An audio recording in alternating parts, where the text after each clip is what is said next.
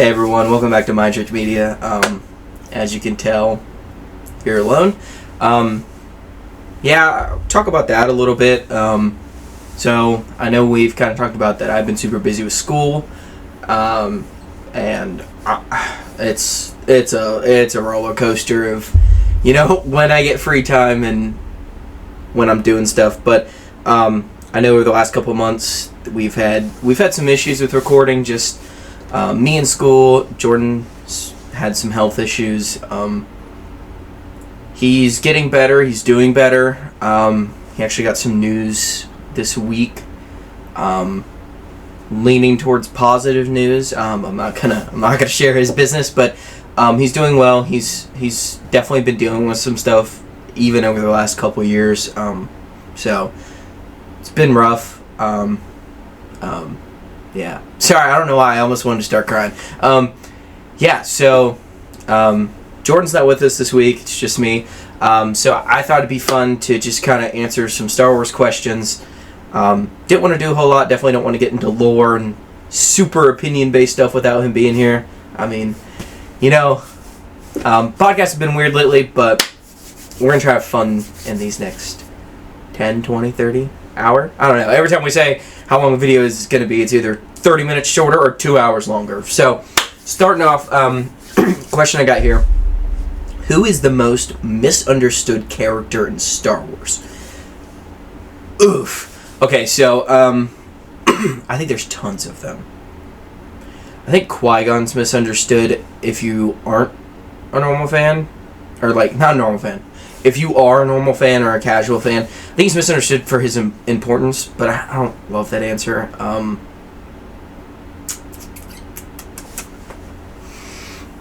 Who is misunderstood? One person that I think we're finally getting a good answer, and everything he's been in lately, or recently, he's opened up more, but with this Darth Maul show coming out, or Maul, excuse me, I think he's misunderstood in the fact that he grew up as, if you don't understand how the way that their planet works, the females are the witches, and they're the people in charge, and the men are, for lack of a better term in Star Wars, they're kind of like slaves. They're servants in a way. So he's always from the get-go been kind of gotten the shit end of the stick of life in Dathomirian culture. So I feel like he's misunderstood because I feel like he was led down a path that was this is the path, this is the reason you need to do this, with Palpatine, Sidious manipulating him into hating the Jedi. And I think he's misunderstood because I think as the Clone Wars progresses, and when you see in that last season when he's talking to Ahsoka, he's not wrong. He's saying this is bigger than what you can even imagine, and you're just not listening. You're not opening your eyes. And I think he's misunderstood for being a bad guy when he's really just trying to make it throughout the world and not always be on the run, always trying to be killed. He wants to assume power, and in that sense he's bad. He's not a good guy. I don't want to run it like that, but he's smarter than what people give him credit for, and he understands things that people can't accept.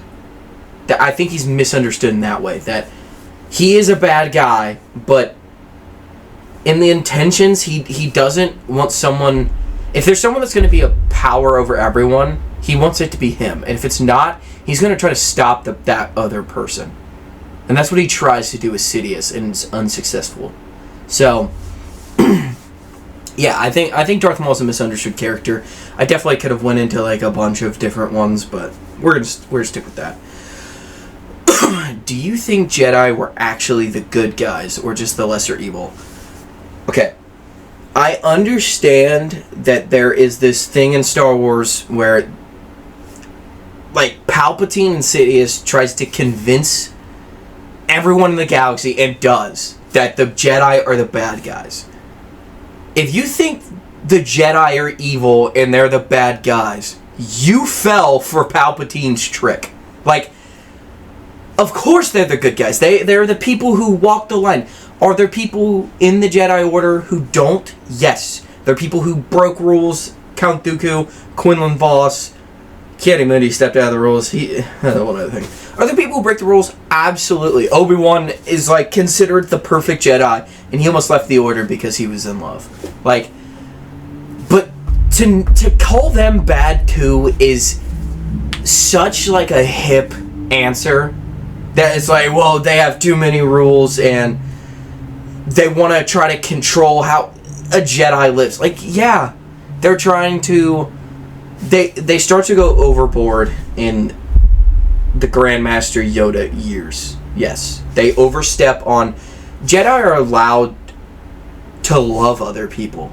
Jedi love other Jedi, but the problem is you're not supposed to create attachment because that can lead to bad things. You can love someone, but like, it's kind of like loving a celebrity or an acquaintance. You like could love being around them or love them as a person, but if they die, like, you're not gonna go seek revenge or it be the end of your world. And I think there's like misconceptions with the Jedi, and there's misconceptions with the great prophecy of the Chosen One. The Jedi are definitely the good guys, and if you think otherwise, you fell for Palpatine's trap. Alright, if you lived in a galaxy... What? If you lived in a galaxy, would you trust the Republic, the Empire, and neither? Neither. Because they're one of the same. The idea of the Republic is one step away from being an empire, and we saw how that unfolded. They live in a society where, I mean, kind of how we do. But theirs is even worse. Because there's different planets. Where the rich live on rich planets and live in the penthouses and they don't care. This is how our world is too. They just don't care. Like, so would I would trust the Republic more? I think that's the easy answer. I would trust neither of them. Because they're both going to try to tell me to do things I don't want to do. And take my money. Credits.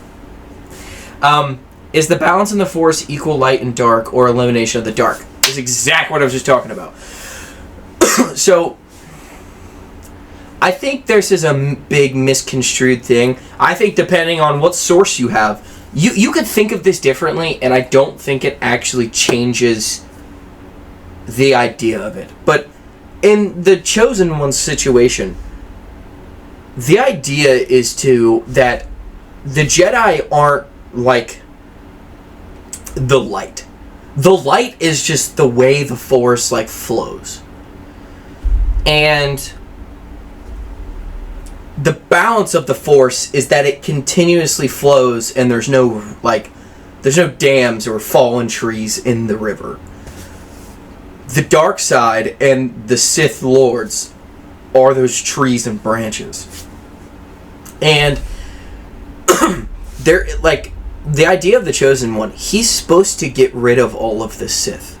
And what ends up happening is they second guess themselves because the Sith are also tricking them, Yoda, Mace Windu, Obi-Wan, into, we didn't understand the prophecy. No, you did. And it means what it means. But the issue is that when you have someone like Anakin who knows what he wants in his life. He wants Padme, and he doesn't want to lose her. And everyone's telling him, hey, you're not allowed to do that. And then there's another guy who's trying to kill her constantly in Palpatine. That's something that doesn't get talked about. He tries to assassinate her all the time. His prophecy was to destroy the Sith. Which is why I think the first 6 movies are so beautiful in the fact that Anakin makes the wrong decision and he kills 9,000 of the 10,000 Jedi because every day there's a new guy that survived. But anyway, but he ends up in the 6th movie redeeming himself and killing the last of the Sith Lord of the Rule of Two dynasty. They die with him and Sidious. and I think there's something beautiful about that. And I recently saw something. I know me and my brother are not 7, 8, 9 movie lovers, and this is part of the reason. I saw someone the other day talking. I'm not gonna shout them out because number one, I don't know who they are, and I'm about to absolutely disagree with their takes. So sorry if you see this. People talk about the 8th movie being so good. My issue with the 8th movie is that people talk about like how the director, I think it was Rian Johnson, understands Star Wars and understands the Force.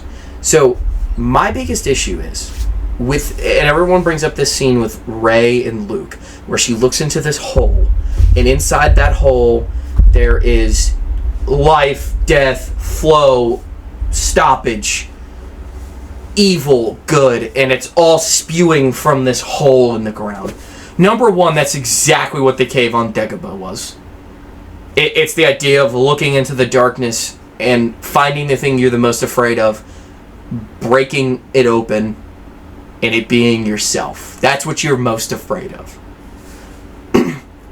They take that and they jam-pack a fucking Star Wars archive novel into a scene that's corny as shit. She's got her eyes closed and she's like, I feel life, I feel death, I feel warm, I feel cold. Thanks for the synopsis, dude. We understand as Star Wars fans what the Force is. You going out of your way to do that, number one, you're copying shit that does not belong, like, it's not your own words, number one. And then number two, you fucking stole it. It's not impressive to explain how the Force works. Literally, I think you could look up that scene and it would be in the Star Wars archives. Because, you know what? There's people doing research. It's like, oh my god, I found this in the archives. They were so right. I'm like, yeah, we fucking knew that. That book, their Star Wars archive book came out in 2005. What the fuck are we talking about? Sorry, I'm ranting, and I know. Jordan's not even here to help me, bitch. I'm still gonna rant. I don't like calling people out because I say good things and bad things about people. Whatever. The Escape Pod podcast, I know they talked about this one time. They just had, oh my god, I'm blanking. They just had the guy who created Deadpool. Rob, whatever. That dude's cool as shit. Anyway. They just had that guy on, and they were talking about the 8th movie and how they liked it. Whatever. The guy who does the comic books, he likes that movie because it's fan service to fans who want just cool shit. Explosions and hurrah.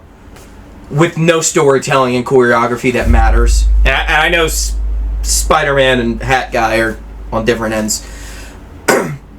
My biggest thing that they talked about was this whole idea of Luke using the Force to like force project, and then that scene where it's so beautiful that she explains it that way. It's all copied shit.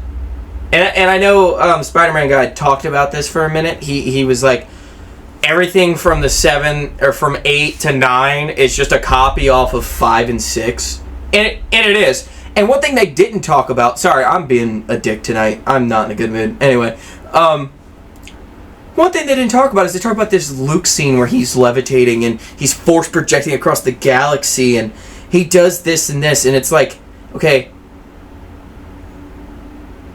weren't you guys just bitching about how Obi-Wan Kenobi spent 10 years not doing anything, and all of a sudden he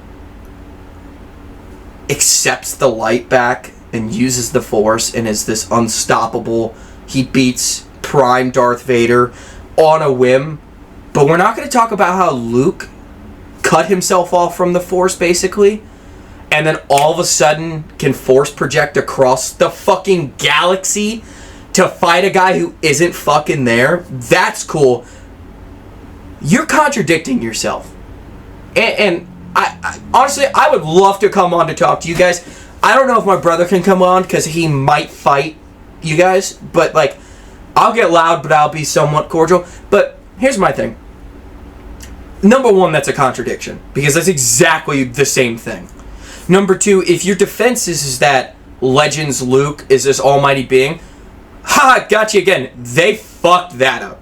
Because they had endless stories of Luke being this grandmaster who can throw black holes at people, who can literally freeze time. Like, I know the ability that everybody talks about on Jedi Survivor and Fallen Order.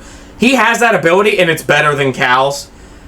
He can grab lightsabers. Like, he is the coolest fucking character in Star Wars and Legends. And if we're taking that away because none of that matters, then we have to go on the fact that Luke's been gone for fucking 10 years after he tried to kill Kylo, which I have 18 problems with that. After he tried to kill Kylo, all of a sudden he has immense powers. Then we're gonna act like Obi-Wan's a fucking scrub. Anyway, I digress. Which trilogy best captures what Star Wars is supposed to feel like? Fuck. I'm gonna give a PC answer here and say the original trilogy, because that had the elements of what Star Wars is supposed to be. I'm gonna go with that. I actually think that's the answer. I think that's the perfect answer. I think it's 4, 5, 6. There's a reason they're looked at the way they are. Perfect. Anyway, next. Is Anakin a tragic hero, a villain, or both? He is all of the above. He is his own antagonist.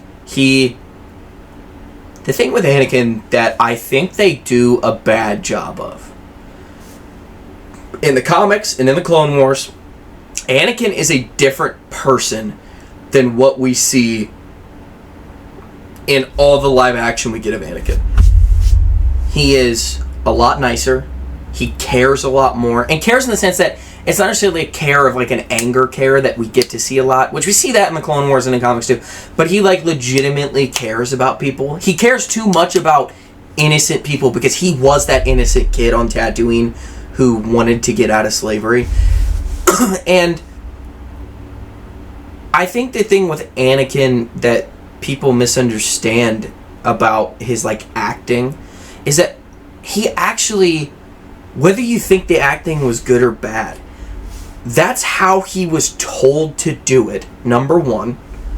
Number two, it makes sense to his character. If you were going to tell me that you grew up in slavery for 10 years of your life, or an insane amount of time, 9 years, 8 years, whatever it is, you have to leave your mother, and then you go into this academy where you get bullied. That's something we don't talk about. Anakin was bullied as a child in the Jedi Order because he was the weird kid, the sand kid, the slave kid, the kid who only got his shot because of this prophecy that no one actually believes in, and because Qui-Gon Jinn was killed. There's no reason this guy's in here. He doesn't know how to talk to people.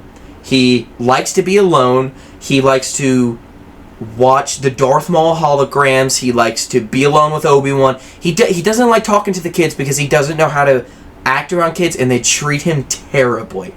So you take all of that youth trauma of being a slave and being bullied.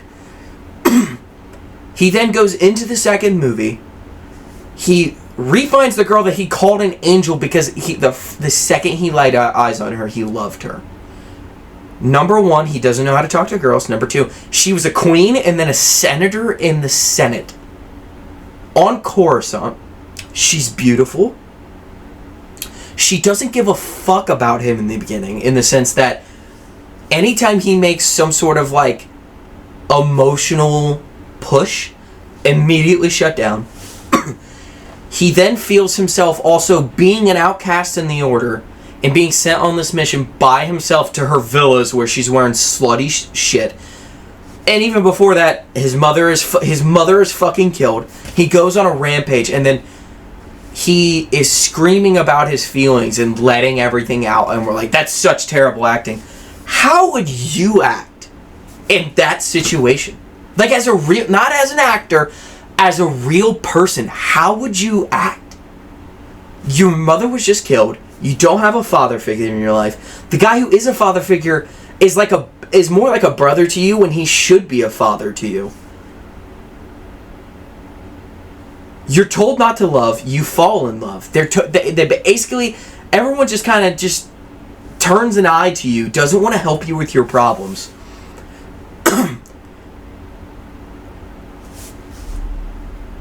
There's a reason he acts the way he does. And people who make the argument that he turns to the dark side so quickly, he started turning to the dark side in the beginning of the second movie. The way he chases after the person who tries to kill Padme, the way he fights in the arena, the way he goes after the Tusken Raiders. How are you not seeing him slowly falling? And the reasons he's falling. And then you get into the comics where Yaddle gives up her life to save him, so he feels the guilt of Yaddle's death on himself, which they fucking retcon. Fuck Star Wars for retconning that. It's a beautiful scene that changed Anakin as a character and gave Yaddle immense meaning to the story. Who gives a shit? Now. And then we play like... I hate when people say that you say he's a bad actor for the way he's acting, when number one, he acted the part perfectly how he should have. And then number two, you're thinking of it as like how a superhero should react, when he's not. That's the point. That's the point of him falling apart and becoming Darth Vader. He doesn't know how to act. He doesn't know how to feel. He's told to shove his feelings and throw them away. And then when something tragic happens and he wants to express his feelings, we're like, dude, he's crying and whining. No shit. Next, who had a better character arc, Anakin or Luke? Live action, it's Anakin. In comics, there's a debate, but it's still probably Anakin because of Darth Vader's arc. And I forget the Darth Vader series where Anakin has these weird, vivid dreams as Darth. It's Anakin. Was Obi-Wan actually a good master to Anakin? Obi-Wan didn't know how to be a master. The issue is that when Obi-Wan was chosen, he was chosen by Qui-Gon. Qui-Gon was forced to pick him. He really wasn't gonna pick him, but they did. Like Yoda did that for a reason. And then their relationship was terrible. They did not like doing things together. They didn't agree on philosophy. They didn't agree on the Jedi rules and the Order. And up until the first movie, they're like within a year out of them not having good, like less than a year, and then we get to the events of the first movie. They do not have a good relationship. And then by the time they start to, and they starts to learn how to be a better Jedi in Obi-Wan, his master's killed. And then they don't make him take the trials. He immediately gets to knighthood, takes on a Padawan, and then we kind of jump. We don't get to see the master portion when he becomes a master. But he is a perfect Jedi, but he didn't understand the teacher part. And the issue was Anakin should never have been Anakin's master. Yoda should have been Anakin's master. Or Mace Windu. They would have been able to, especially Yoda, would have actually listened to his cries for help. And there's plenty of scenes. There's a scene in the movie, there's scenes in the Clone Wars. Anakin and Yoda had a weird special relationship where Yoda understood the being he was in front of and what that being meant. And he treated him like that. He treated him really well. And he understood that he was getting bullied. And the problem with Obi-Wan is Obi-Wan didn't know how to handle the emotional side of Anakin to be a good master in a way. If Obi-Wan would have had any other Padawan, for the most part, Obi-Wan would have been a great master. But it was because of the situation with Anakin, how they kind of had to grow into the Jedi Order together, he really wasn't given a fair shot to be a good master. Because his apprentice, by the time he became a master, was more well known than he was in the galaxy. And was regarded almost as high in the Jedi Order. they almost should have been granted Knight and Master at the same time. But there's plenty of things that they chose not to give Anakin the rank of Master over. I'm not going to go over those. We've murdered them and other things. Who was more dangerous at their peak, Vader or Palpatine? Oof. I think this is something where I think Vader doesn't get enough credit for how violently awesome and fucking despicable he was, and Palpatine is a little bit even more underrated. Palpatine is a dangerous fucking person. He is one of the strongest characters in Legends, let alone just in the canon. He probably is the strongest character in canon. The only people that ever went toe-to-toe with him was Mace Windu and Yoda, two grandmasters of the Jedi Order. There's a weird intertwining of Mace being a grandmaster. You get what I mean. 1A, 1B, the only fucking people that can go up next to him. Now, we never got to see, like, Anakin fight him. I think that would have been interesting.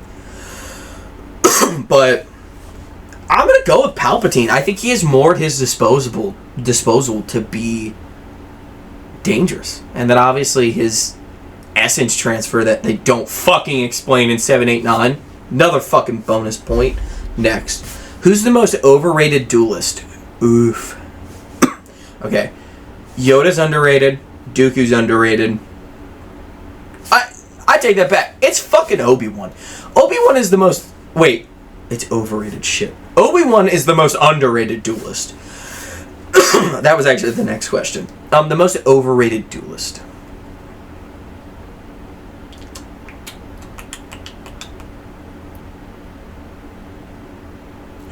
Ooh, I'm not going to go with a Jedi or a Sith here. I think an overrated duelist is actually Grievous. And the reason I say this is that when he actually goes up against... Because Grievous fucks up some good-ass Jedi, and some even Masters, but he's so weird because you can't let Grievous play into greed and envy and stuff like that, because you have to play to his weaknesses, and Obi-Wan is really good at that. Mace Windu, there's the whole Vapad comic art. He gets the fuck out of there. I think Yoda would have fucked him up. Anakin never fought him. I think that was kind of due to Dooku and Palpatine being afraid that Anakin would lose at some point and Grievous would kill him, because Grievous wasn't always in the know. But I don't really want to go with Grievous. Overrated duelist. Overrated duelist. I was just going to say Ki-Adi-Mundi, because fuck Ki-Adi-Mundi. Which lightsaber color do you actually think fits your personality? I do not know. I think when it comes to Jedi, I'd probably have a green one. And I'm not going to say because I'm like super knowledgeable. I just think I'm a fucking nerd. And I would be in the sense that I would just be studying shit. I'd be one of those Jedis that would be like, I'm never at the temple. I'm studying rocks on another planet. Like, I'm going to go study species or something. I'm going to go find planets that we no longer know if they exist. Like, I'd be doing some side quest. I think I'd have a green one, and then, I don't know, like, my mic on Mind Trick Media is red for a reason. I think I'd be in the realm of, like, a good bad guy. Like, I think I'd kind of be in that realm of, like, Revan, where Revan kind of lost his way and was tricked by the Emperor of his time, where I think I could have a red lightsaber, but I would kind of like toe the line of, did you do the right thing? No? Alright. If you did, we're cool. Anyway, we'll probably just do one more. Let me find a good one. Oh my god, these are political questions. Ooh. If you could rewrite one major decision in the saga, what would you change? Okay, I'm going to cut out 7, 8, 9. I'm only going to do 1 through 6. because I'm not going to sit here and scream. If you could rewrite one major decision in the saga, what would you change? Okay. I think I would rewrite the second movie to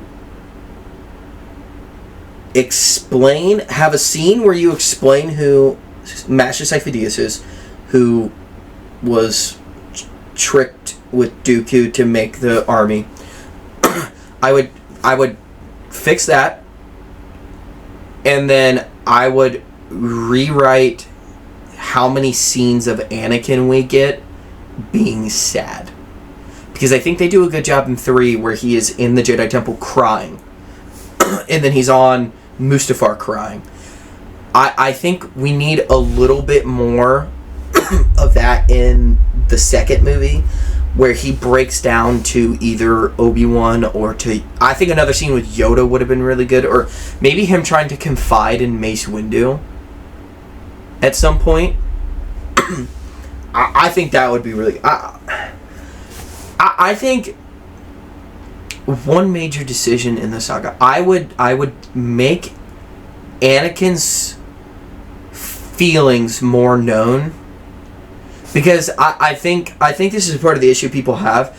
I do think they show it a lot, but you have to infer that and think about the situation he's in, and not just see him rage and or cry and just be like, well, he feels sad because of this. You got to think of more layers of it. So I think if we showed, or maybe he had more, and this is another thing too that I haven't talked about, is his dreams. He has the ability to see the future in dreams, and that fucks Anakin up. I don't think they explain that. Well, that's something I feel like with Star Wars, they through all of them, because 7, 8, 9 doesn't explain a fucking thing, but 1 through 6 forgets that they need to hardcore explain some things, because regular fans just won't understand it. And it's not against them. I do think it's on the part of the person writing it. So whether that be George, Filoni, whoever the fuck's writing it, doing it, I think you need to explain. You almost need to be dumb about it and push it in your face, because that's just the world we live in with the critiquing of films. But yeah, one major decision, I would have Anakin explain his emotions more through 1, 2, and 3, to always kind of like feel that weight on him. But yeah, so I could keep going, but I'm gonna only do a half hour here. Yeah, so Jordan's doing better, hopefully. I know he has... Don't know if we want to talk about it, but he got some news. Pretty good news for the most part. Doing a lot better. We'll definitely be back next week. This may get uploaded late. I'm doing this late. I had a long week. So yeah. Thank you, everyone. Like, comment, send me a DM. I might read it. I want more interaction. I definitely, this year, after doing it at school, I want to do a lot more stuff with all of our channels, Jet Entertainment, Mind Trick Media, everything. Be more involved.